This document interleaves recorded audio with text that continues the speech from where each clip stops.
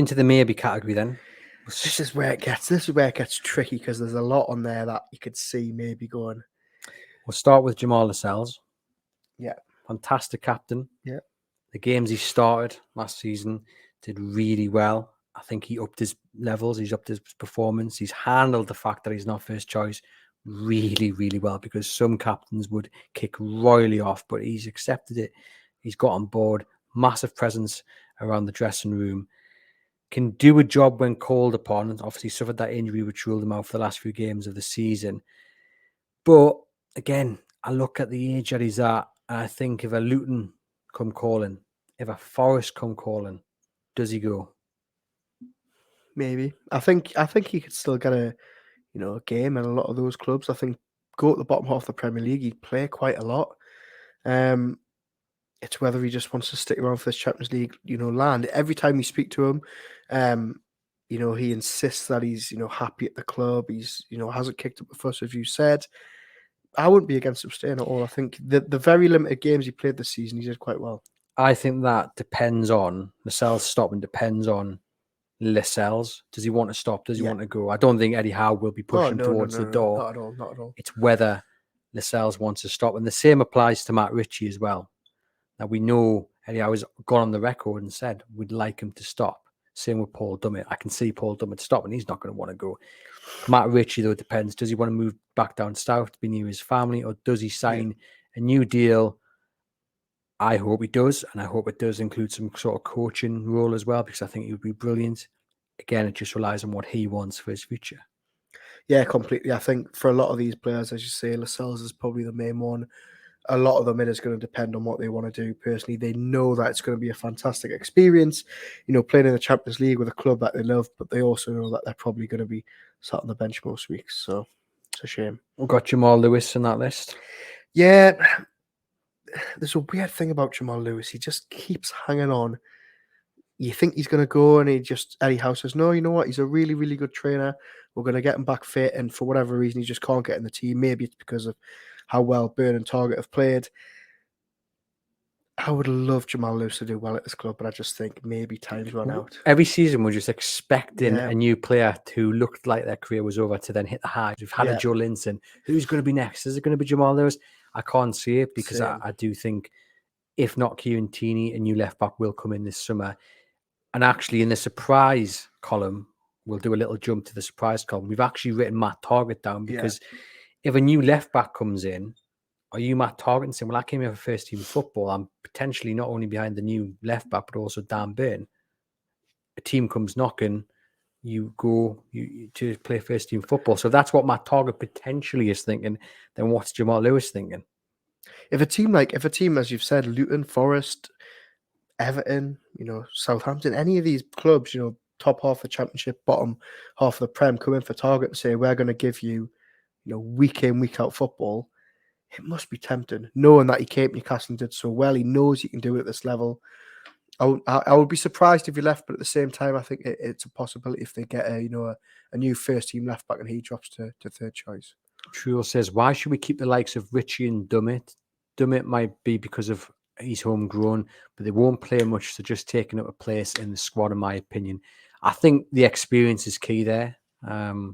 Your thoughts on that one? Yeah, I mean, look, the homegrown thing is massive for Champions League. We know that they need, a little select group of players that have been trained at the club or, played at the club for X amount of years. Ritchie, for all that his legs might be gone a little bit and he doesn't have the same impact on the pitch, he's got a fantastic impact off it. He's very, very good with the young players in the squad. We just have to see what he did with Anthony Gordon after the Brentford game. To know that they're good presences to have. Eddie Howe's got a really good relationship with them. They might be taking up a place in the squad, but I think it's worth keeping some of these veterans. Tony says it's about setting out a stall and no time for sentiment. The explanation next season will be massive. The no time for sentiment is quite interesting. It's something we say a lot as well. If Eddie Howe has to make that tough call, he's not going to be sentimental in that fact at all. Sean says, I wonder if we can package Dubravka Darlow into a deal for Leicester, for Barnes or Madison. Well, I can't see Dubravka dropping down to the Championship. Darlow, potentially, maybe, but how much is he really going to knock off the price when it comes to Barnes and Madison? Trules, Pulls no punches here. Get Dubravka out. He chose to go to Manchester United for more games. Like that was going to happen. Get out. That's just her opinion. I think Dubravka will stop. I would like Dubravka to stop. I think when you're looking for a second choice goalkeeper who can step into first choice when called upon, for the money you would pay for that to do this summer, I think you try and persuade Martin Dubravka to stay. If he doesn't want to stay, then he obviously you let him go. But I think I can see him staying. If they're going to lose Caldolo to a Championship club, which it looks like they're going to either Hull or someone like Middlesbrough, if they're going to lose Loris Karius back to Italy, if they're not going to extend Mark Gillespie's contract at the club, they're suddenly looking very, very short of goalkeepers. And I think all of a sudden adding Martin Dubravka to that list as well, I wouldn't be against him staying at all. Ryan says, Karius, Fraser, Lewis, Ritchie, Dummett, Darlow, Gillespie, Clark, Henrik, all should go for me. And he would add Jacob Murphy into that as well. Ooh. No room for sentiment. I feel like we've rewound 12 months there. Murphy's stopping, isn't he? Yeah, I think players like him and Almiron and Longstaff, they've earned another shot at this club in the Champions League, and I'd be very surprised if any of them left this summer. Dan says Lascelles would stay, but if we get a new centre back in, then he'll leave if he wants to ever play again. Which we made that point there, didn't we? Loads of comments, keep them coming in. Sean says, I think we need a young keeper too. And yeah, loads of people getting involved. So thank you very much. Tim says, could you see Karius being second choice if Dubs leaves? It's an interesting one. I can't see why not. It's a hard one to judge, isn't it? Because we've seen him once in the last 2 years playing football. I think that's the difference. No, I'm going to say no. I think if Dubravka left, I think Eddie Howe would go out and try and sign another goalkeeper. I'm going to disagree. I think if Dubravka was to leave tomorrow, I think if Howe could persuade Karius to say, I don't think he'd have a problem with him being number 2. There we go. This is why you come to this show, ladies and gents, because we don't always agree with one another. On that list, the maybe list as well, Ritchie and Manquillo. Now, I would like him to stop. Really? I would like him to stop. Look, I said this towards the end of last season. I thought in his brief appearances, he'd done nothing wrong. He'd kind of impressed me with the way he'd come on, and you kind of pulled a face and said, "Are you for real?" But he's going to be fourth choice right back at the club. Yeah, and. But I just don't understand the sentiment. I just think, but it's not about sentiment. It's about thinking, where do you spend the budget? Because are you saying to have 4 right backs is too much? Yeah, I think so. I think it's probably too much, and I think you've signed Harrison Ashby, who you've probably paid 7 or 8 million for, which is a very, very, pretty penny for a second or third choice right back. I just think, Manquillo, he's been a very good servant. He's been with us some very tough times, but I just think it's probably time to go. You see, I'd keep him because we've seen we don't know what state Emil Kraft's going to be in for starters. Like, yeah, he was doing really well before that injury, but it's a big injury. He's been out a long time.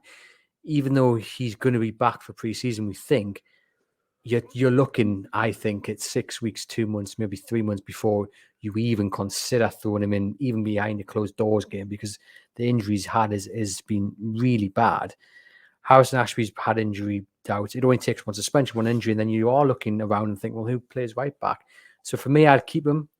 I would keep him. I think in that situation, you would play Jacob Murphy right back. I'm sorry, I just... you've got some supporters in the comments here. True saying Manquillo's done well playing, unlike Dummett. However, the lads say Manquillo can play either side. I mean, Rogers agree with me here.